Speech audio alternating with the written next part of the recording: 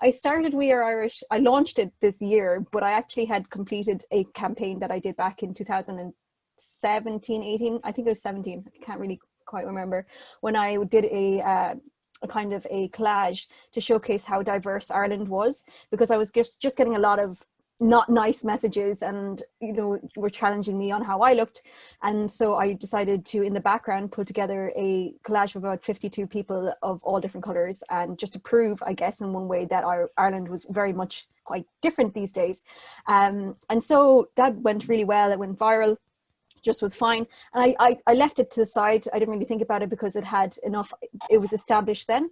Then at the start of this year, or just towards the end of last year, I noticed that a series of, bad news was really much to the forefront, basically. And I said, well, what I can complain about this, or I can do something about it. So that's where I was like, okay, well, what can I do in the meantime to try and utilize what I already have? And then I thought back to the campaign. And while this website is not exactly to do with that particular campaign, it does take on something that was already established to create it into a bigger news and content website. And basically the goal behind this specifically was that it would be only good news. So there'd be nothing else that would be put on it that would be bad.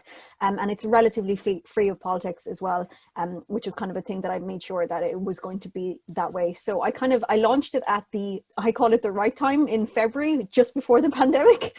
And at that stage, I even look back on all my analytics, and you can see a massive spike of people searching for good news, specifically positive news and uplifting news. So I suppose, I mean, that's a plus side to all the whole thing, really.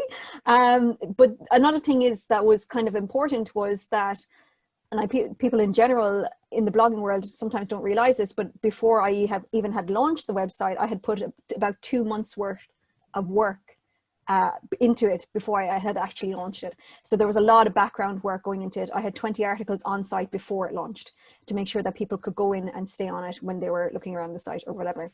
And then since then, it's been growing very nicely and steadily, and I've been able to cover a wide range of topics and also speak to great people. I try and do a weekly series on interviews with interesting people across Ireland and abroad, who mightn't necessarily be Irish, but they might have an affiliation with Ireland or be in Ireland. So it's not, it's not tied down to, even though it says, we are Irish, but it is aimed at generally people in Ireland. And that's kind of my main premise behind the website. The biggest thing really was that I'm a journalist by trade, so I always want to find the story behind the story, and just to go one step further than a press release. And that has always been my goal with story hunting and story creating. So that's pretty much it in a nutshell.